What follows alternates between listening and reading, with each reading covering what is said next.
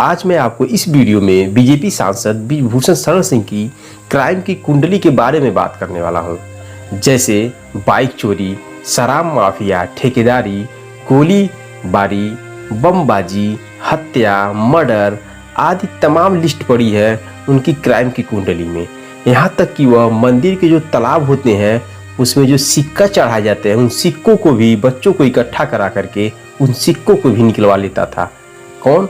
BJP सांसद ब्रिजभूषण शरण सिंह। उनकी अपराध की दुनिया को देख करके उनका लड़का शक्ति सिंह खुद अपने आप को गोली मार लिया और गोली मारने से पहले अपने सुसाइड नोट में क्या लिखा था, इन सभी चीजों की जानकारी मैं आपको इस वीडियो में देने वाला हूं। वर्ष 2014 के लोकसभा चुनाव से पहले scroll.in ने एक रिपोर्ट में गोंडा जिले के वरिष्ठ पत्रकारों के हवाले से बताया था कि 80 के दशक में ब्रिजभूषण शरण सिंह की संलिप्तता मोटरसाइकिल चोरी से लेकर शराब के अड्डों तक थी।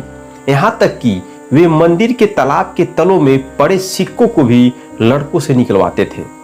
समय के साथ वे सिविल ठेकेदार बन गए। इन सभी कामों में विनोद कुमार सिंह उर्फ पंडित सिंह ने उनके भागीदारी में साथ दिया।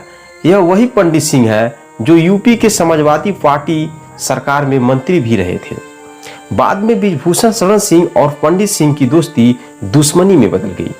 1993 में इन्हीं पंडित सिंह पर गोलियां बरसाने के आरोप में ब्रिजभूषण शरण सिंह को आईपीसी की धारा 307 हत्या का प्रयास, 147 उपद्रव फैलाना, 148 घातक हथियार रखना और 149 गैर कानूनी सभा में जुटकर समान उद्देश्य से हर सदस्य द्वारा किया गया अपराध के तहत मामला दर्ज किया गया। पंडित सिंह ने स्क्रॉल को बताया था कि उन पर 20 गोलियां चलाई गई थी और वह 14 महीने तक अस्पताल में भर्ती थे। 29 साल चले इस मामले में बीते माह दिसंबर में ही ब्रिजभूषण शरण सिंह को सबूत के अभाव में बरी हो गए थे। हालांकि अदालत ने जांचकर्ता की खिंचाई करते हुए कहा था कि मामले की जांच के दौरान साक्ष्य जुटाने का प्रयास नहीं किया गया था और यहां तक कि घटना में इस्तेमाल किए गए हथियार तक बरामद नहीं किया जा सका। अपने बचाव में ब्रिजभूषण शरण सिंह का तर्क था कि वे हमले के समय दिल्ली में थे। इस पर जज ने कहा था कि जांचकर्ता द्वारा इस बात की पुष्टि करने का कोई प्रयास नहीं किया गया, जो पूरी जांच को गंभीर रूप से संदिग्ध बनाता है। गौरतलब है कि फैसला आने से करीब 1.5 साल पहले ही मई 2021 में पीड़ित पंडित सिंह का कोरोना संक्रमण से चलते निधन हो गया था। इस मामले में ब्रिजभूषण शरण सिंह के बरी होने का एक कारण यह रहा कि पंडित सिंह उनके खिलाफ बयान देने के लिए प्रस्तुत ही नहीं हुए। ऐसा उन्होंने क्यों किया? इसका जवाब उन्होंने 2014 में यह दिया था, अगर मैं 1993 के गोली कांड मामले में ब्रिजभूषण के खिलाफ गवाही देने का फैसला करता हूं, उसे सलाखों के पीछे भेज सकता हूं, लेकिन मैंने ऐसा करने से खुद को रोका क्योंकि मैं उसे जिंदा रखना चाहता हूं। एक दमदार व्यक्ति के साथ लड़ने में मजा आता है। आप सतर्क रहते हैं, आप गलतियां नहीं करते हैं। पंडित सिंह के एक भाई भी थे, उनका नाम था रविंदर सिंह। वे ब्रिजभूषण शरण सिंह के काफी गहरे मित्र थे। दोनों साथ में ठेकेदारी का काम करते थे। एक बार दोनों एक पंचायत कराने गए जहां एक हवाई फायरिंग किया गया और गोली ब्रिजभूषण शरण सिंह के बगल में खड़े रविंदर सिंह को लगी। इसे देखकर ब्रिजभूषण शरण सिंह आवेश में आ गया और गोली चलाने वाले व्यक्ति के हाथ से राइफल छीन करके उसकी सीने में गोली मार करके उसकी तुरंत वहीं पे हत्या कर दी। इस घटना का वर्णन स्वयं ब्रिजभूषण सिंह ने वेबसाइट लल्लन टॉप को दिए गए एक साक्षात्कार में किया था। साक्षात्कार में वो कहते दिखते हैं कि मेरे जीवन में मेरे हाथों से सिर्फ एक हत्या हुई है। जो लोग कुछ भी कहें, लेकिन मैं एक हत्या किया हूं अपने जीवन में। मैंने एक हत्या की। रविंदर सिंह को जिस आदमी ने मारा, मैंने तुरंत राइफल उसकी पीठ पर रखकर मार दिया और वह मर गया। आगे बातचीत में वे इस घटना का गवाह मंत्री लल्लू सिंह को बताते हैं। लल्लू सिंह वर्तमान में अयोध्या जिले की फैजाबाद लोकसभा सीट से भारतीय जनता पार्टी के सांसद भी हैं। इसी बातचीत में उन्होंने बताया था कि इस घटना के कुछ समय बाद उन्हें गोंडा के ही दिग्गज नेता और पूर्व मंत्री कुंवर आनंद सिंह ने गैंगस्टर अधिनियम में जेल भी भिजवा दिया था। ब्रिजभूषण शरण सिंह द्वारा एक और हत्या किए जाने का संदेह स्वयं पूर्व प्रधानमंत्री अटल बिहारी वाजपेयी ने जताया था। इसकी स्वीकृति भी ब्रिजभूषण सिंह ने खुद ही दी थी। जब गोंडा लोकसभा के भाजपा उम्मीदवार की मौत के बाद पूर्व प्रधानमंत्री अटल बिहारी वाजपेयी ने कहा, मरवा दिया तुमने उसे। ब्रिजभूषण शरण सिंह 6 बार सांसद हैं, 5 बार भाजपा के टिकट पर और 1 बार 2009 में सपा के टिकट पर वह सांसद पहुंचे थे। शुरुआती से 2 चुनाव उन्होंने 1991 और 1999 में गोंडा लोकसभा सीट से जीते। 2004 के लोकसभा चुनाव में भाजपा ने उन्हें बलरामपुर से टिकट दिया और गोंडा से घनश्याम शुक्ला को उम्मीदवार बनाया। मतदान वाले दिन ही शुक्ला की एक सड़क दुर्घटना में मौत हो जाती है। इस काल से बातचीत में यह याद करते हुए ब्रिजभूषण सिंह ने कहा था, मेरे विरोधियों ने अफवाह फैला दी कि यह दुर्घटना नहीं है, यह एक हत्या है। उन्होंने आगे बताया कि अटल जी मुझे बुलाया और कहा, मरवा दिया तुमने उसे। ब्रिजभूषण ने बताया था कि यहीं से भाजपा के साथ उनके मतभेद शुरू हो गए।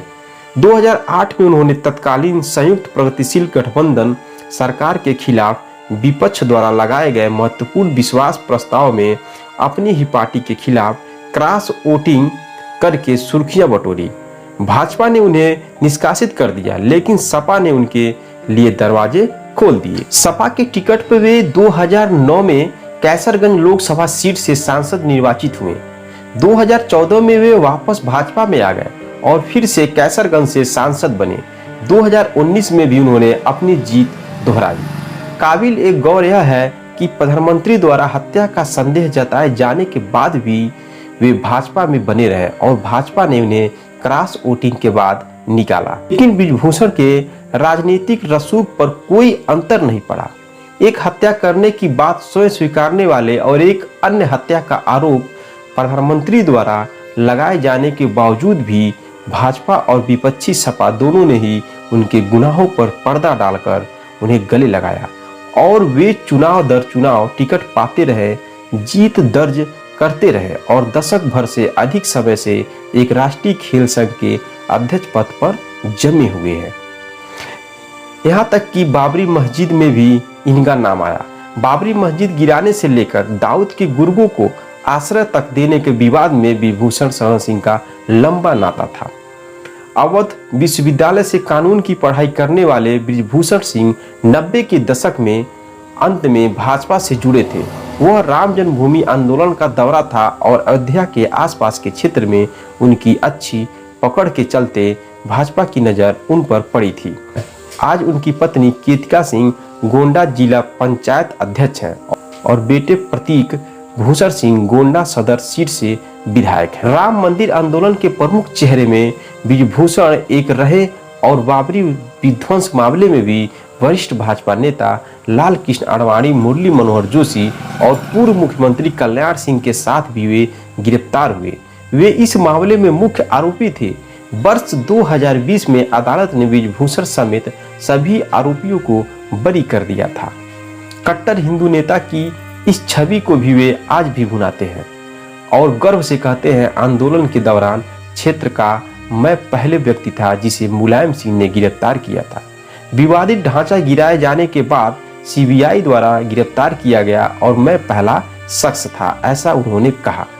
90 के दशक के मध्य में उनके अंडरवर्ल्ड से भी संबंधों की बात सामने आई थी।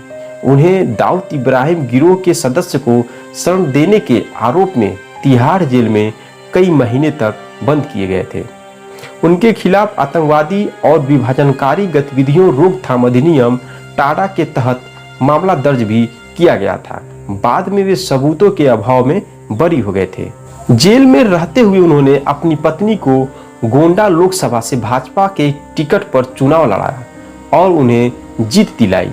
वर्ष 2004 में ब्रिजभूषण के 22 वर्ष बेटे शक्ति सिंह ने आत्महत्या कर ली और सुसाइड नोट में इसके लिए पिता ब्रिजभूषण को जिम्मेदार ठहराते हुए लिखा, आप अच्छे पिता साबित नहीं हो सके। आपने हम भाई बहन की सुख सुविधा का कोई ख्याल नहीं रखा। आपने हमेशा अपने बारे में ही सोचा और हमारी कोई चिंता आपने नहीं की।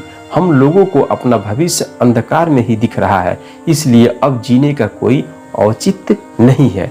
ऐसा लिख करके ब्रिजभूषण शरण सिंह का लड़का शक्ति सिंह अपने माथे में बंदूक की गोलियों को उतार देता है और तुरंत उसकी मृत्यु हो जाती है। तो दोस्तों, यह ब्रिजभूषण शरण सिंह की कहानी है, जो बीजेपी के सांसद है और भारतीय कुश्ती महासंघ के अध्यक्ष हैं, जो इस्तीफा देने के कंडीशन पे आ गए हैं।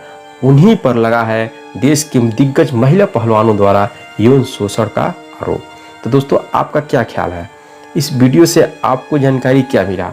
आप क्या कहना चाहेंगे ब्रिजभूषण शरण सिंह के बारे में? इस कमेंट बॉक्स में कमेंट जरूर करें। क्या उनको जेल भी बंद होना चाहिए? उनको सजा मिलना चाहिए? आपकी राय क्या है? कमेंट बॉक्स में कमेंट जरूर करें। जय हिंद, जय भारत।